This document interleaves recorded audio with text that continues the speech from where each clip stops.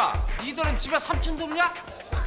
주민 여러분 안녕하세요. 주민센터 센터장입니다. 우리의 영원한 액션 키드 류승환 감독이 하고 싶은 거 다 하려고 만든 액션 영화 짝패입니다. 감독은 전작인 아라한 장풍 대작전 역시 하고 싶은 액션이었긴 하지만 이후로도 액션에 대한 열망과 한이 풀리지 않았었다고 하는데요. 본인이 열광했던 80년대 홍콩 영화 폴리스 스토리 같은 날것의 액션을 언젠가는 만들고 싶었다고 하네요. 그래서 아예 각 잡고 하고 싶은 걸 다 하려고 류승환 감독의 외유 내강과 정두홍 무술 감독의 서울 액션 스쿨이 공동 제작으로 본인들이 직접 주연까지 맡아 짝패를 만들었습니다. 영화 죽거나 혹은 나쁘거나와 연결되는 듯한 류승환의 진 면목을 볼 수 있는 영화 짝패. 이 영화에 숨겨진 감독의 의도와 비하인드 스토리, 지금 주민 시작합니다. 괜찮아요. 우린 때와 장소를 안 가리니까. 언제나 줌센의 영상은 영화를 먼저 보고 오시는 걸 추천합니다. 영화는 감독의 전작 주먹이 운다의 음악을 맡았던 고 방준석 음악 감독의 기타 연주로 시작합니다. 한국의 지방 도시에서 펼쳐지는 웨스턴 무비의 느낌을 생각하며 시작할 때부터 스파게티 웨스턴 풍의 음악을 들으며 시나리오를 썼다고 하네요. 영사기 소리와 함께 등장하는 타이틀. 이 영화는 명백한 허구이며 장르물임을 선언하듯 처음부터 관객에게 전하고 시작하려 했습니다. 쫓고 쫓기는 의문의 사람들.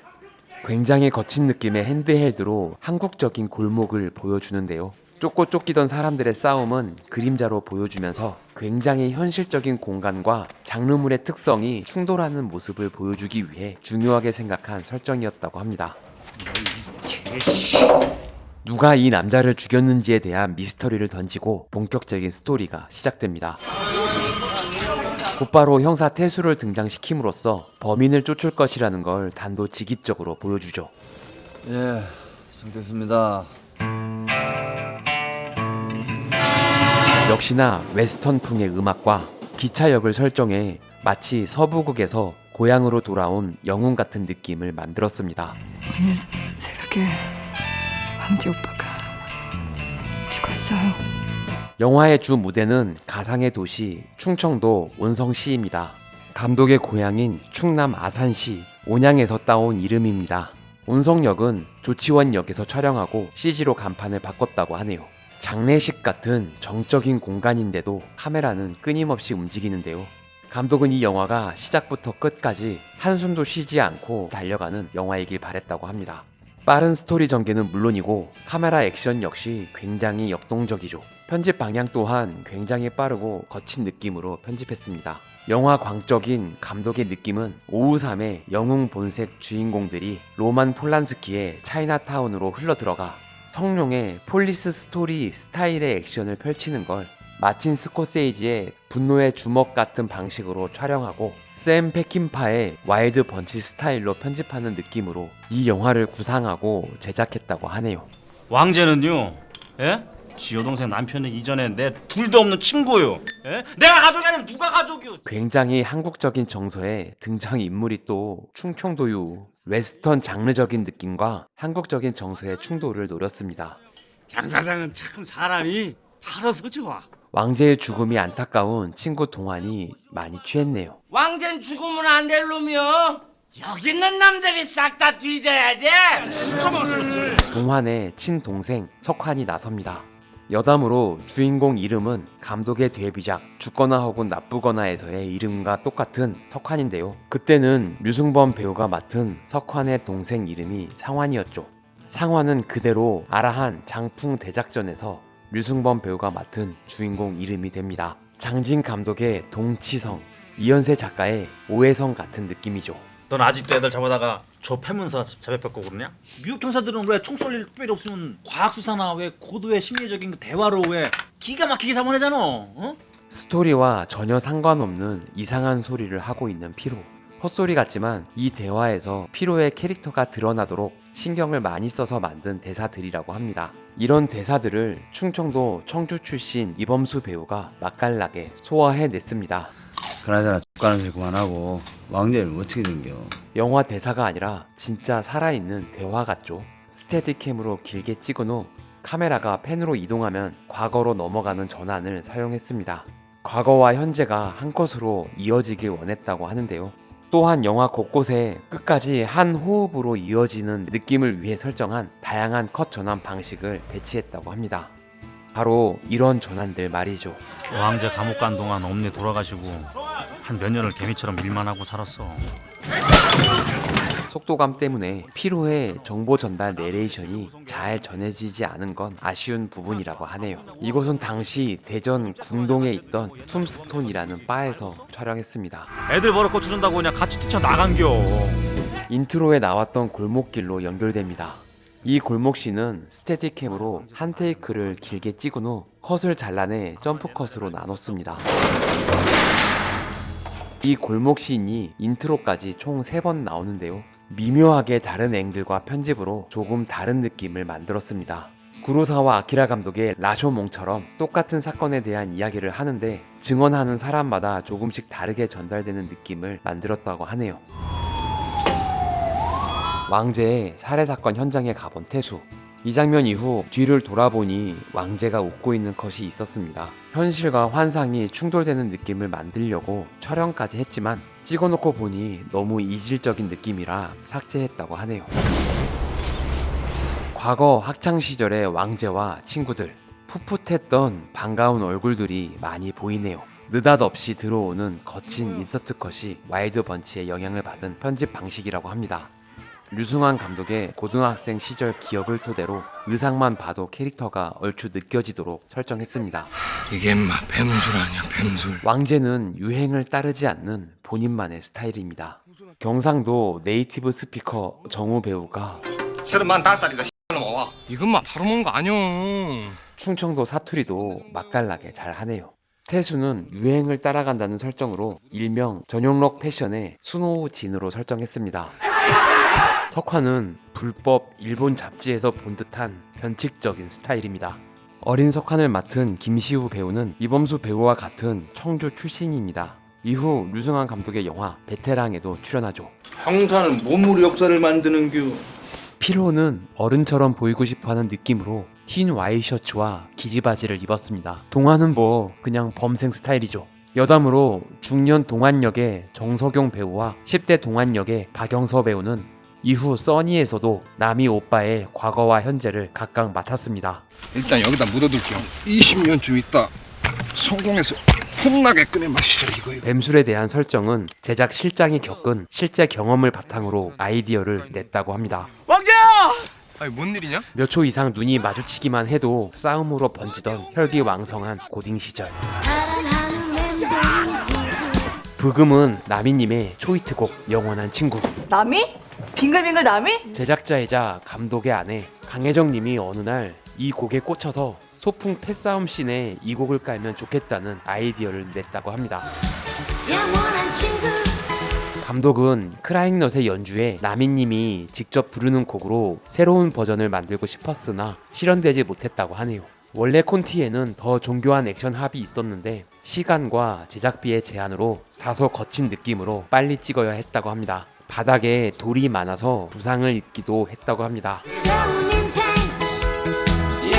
대차게 싸우던 친구들은 결국 괜찮은 마. 살다 보면 이런 일도 있고 저런 일도 있지 뭘. 한국 영화에 자주 나오는 이미지인데요. 놀랍게도 이 장면은 조화성 미술감독이 학창시절 직접 겪었던 일이었다고 합니다. 물론 파묻히는 쪽이었죠. 썰렁하게 지나가는 사람은 조명팀 스텝입니다. 감독은 이런 썰렁한 농담 같은 설정을 좋아한다고 하네요. 여기서 나갈 수 있을래나? 역시나 과거와 현재를 한 컷처럼 이어지도록 하늘을 통해 디졸브를 깊게 물렸습니다. 이곳은 청주의 관음사입니다. 현장에 도착했을 때 실제로 들리던 연불 소리가 좋아서 현장에서 바로 녹음해 사용했다고 하네요. 네가 찾긴 뭘 찾아 인마. 피로 헤어스타일이 상당히 독특한데요. 이범수 배우는 피로의 캐릭터를 컴플렉스가 많아 극복하려고 시도는 하지만 천성이 가벼운 성격이라 극복을 못하는 사람이라고 설정해서 뽀글이 파마를 하겠다는 아이디어를 냈다고 합니다. 본인은 멋있다고 생각하지만 남들 눈에는 우스워 보이고 싶었다고 하네요. 너한텐 선배지만 나한텐 친구라고 이 새끼야. 열통을 쳐서 내가 터져 이 새끼야. 2006년 개봉한 이범수 배우의 영화가 이 영화 포함 4편이나 되는데요. 스케줄이 꼬이는 바람에 3편의 영화를 동시에 찍어야 했다고 합니다. 지방에서 다른 영화를 촬영하고 서울에서 이 헤어를 만든 후 다시 청주에 와야 하는 살인적인 스케줄을 소화해야 했다고 하네요. 부하 4인방 따라오는 거 나만 웃겨? 감독은 찍으면서도 좀 이상하긴 했지만 그냥 모르는 척하고 찍었다고 합니다. 어차피 이 영화는 장르물이고 하고 싶은 대로 찍으려 했으니까요. 범인 잡는 건 내가 맨날 하는 일 아니야. 태수의 뒷모습을 보던 피로가 부하에게 잘 감시하라고 지시하는 컷이 있었는데 왕재를 죽인 범인이 너무 빨리 드러나는 것 같아 삭제했다고 합니다. 왕재 최근에 뭐 이상한 눈치 없디? 피로의 동생이자 왕재의 아내 미라는 김서영 배우가 맡았습니다. 요고 계단 포에 나온 모습을 보고 도시적인 차가움과 은하철도 999의 메텔이 생각나는 비밀스러운 그 느낌이 좋아서 캐스팅했다고 하네요. 왕재 예전일 손 씻은 거 맞아? 이 장면 이후 미란이 아이를 유산하는 바람에 충격이 커서 건달 생활 청산했다는 이야기를 하는 장면이 있었는데 앞부분에 피로가 한번 설명하기도 했고 마치 태수와 미란이 과거에 썸이 있던 것 같은 느낌이 들어 삭제했다고 합니다. 사실 시나리오 초고에는 이 두 인물이 썸 타던 사이였다는 설정이 있었지만 진작에 삭제했다고 하는데요. 정두홍 감독이 처음 만들었던 그 설정을 떨쳐내지 못해서 고생했다고 하네요. 한편 범인 잡겠다고 혼자 움직이는 석환을 바라보는 피로의 부하. 또 다른 부하가 태수를 감시하는 장면을 분할로 보여주는 컷이 있었는데 전체적인 흐름상 맥이 끊기는 것 같아 짧게 압축했습니다. 이들이 각각 분정통으로 이동 중이라는 보고를 받는 피로컷 역시 범인이 바로 밝혀지는 것 같아 삭제했다고 하네요. 입조거를 받는다고 이게 다 되는 게 아니거든. 더러 문제 하나가 해결이 안 돼서. 그 문제는 지가 쭉 지속적으로다가 지난달부터 역시나 현실과 허구를 감독이 하고 싶은 대로 막 연결해 충돌시켰습니다. 세상에 노력 안 하는 사람이 어딨고 최선을 다안 하는 사람이 어딨어. 잘하는 사람, 못하는 사람만 있는 거지. 형님. 관광특구 예정지에 늘어선 부동산들. 감독은 과거 관광특구 예정지에 걸린 현수막에 살벌한 주민들의 피 맺힌 절규를 보고 충격을 받은 적이 있다고 합니다. 아주 예전부터 부의 기준이 되던 땅을 둘러싼 이야기를 하고 싶었다고 하네요. 이 영화는 이후 김성수 감독의 아수라에 많은 영향을 끼칩니다. 이 영화에 출연했던 한재덕 님이 대표로 있는 사나이 픽처스가 제작했죠. 짝패의 영어 제목이 더 시티 오브 바이올런스, 아수라의 영어 제목이 더 시티 오브 매드니스. 두 영화의 배경은 각각 가상의 도시 온성시와 안남시. 두 영화 다 땅에 관련된 이권 사업에 얽힌 이야기이며 형사가 등장합니다. 장례식장, 주인공의 손가락 절단 등 공통된 설정이 등장하죠. 이 새끼부터 잘라요. 엄지부터 잘라요. 엄주로 해보지 뭐. 사투리로 구수하게 펼쳐지는 살벌한 대사의 향연. 왜 바빠서 그래? 오늘 따블 뛰어? 감독과 함께 각본을 쓴 이원재 작가가 쓴 대사들이라고 합니다. 작가가 써놓은 대사를 보고 배우들이 각각 해석한 대로 이렇게 대사를 치니까 감독은 행복할 지경이었다고 하네요.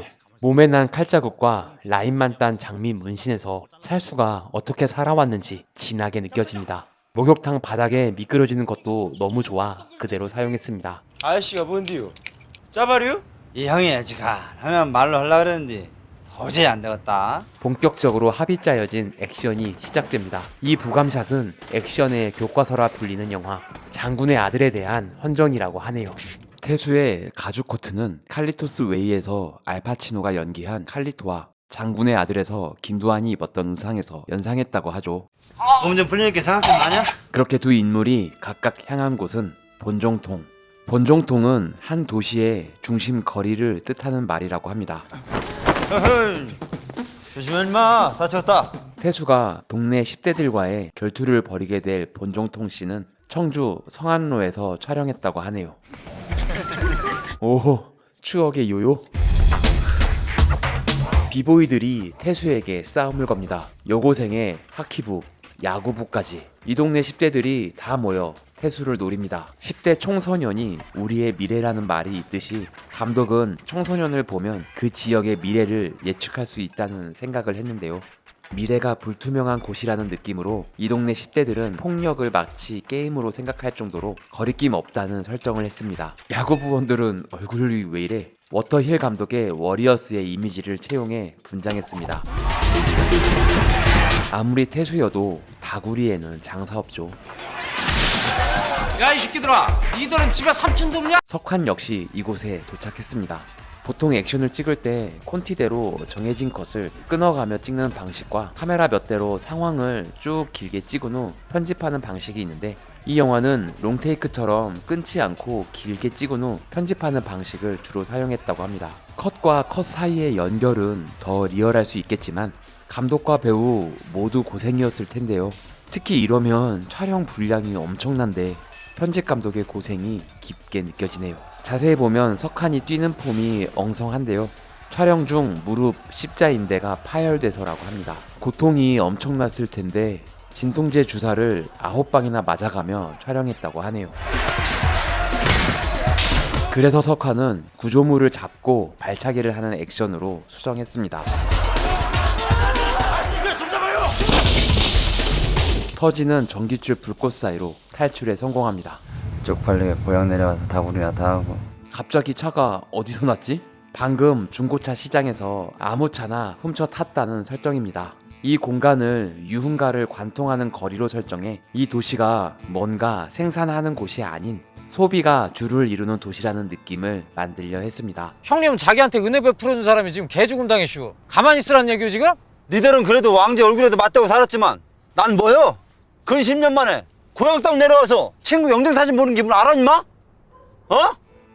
두홍 형님의 메소드 연기. 감독은 매끄럽게 이어지는 우유식빵 같은 연기가 아니라 호밀빵 같은 거칠고 투박한 느낌의 연기라는 표현을 했는데요. 감독은 정두홍 감독이 전문 연기자가 아니라 테크닉은 조금 부족하지만 태수가 되기 위해 진심을 다한 이 연기를 좋아한다고 합니다.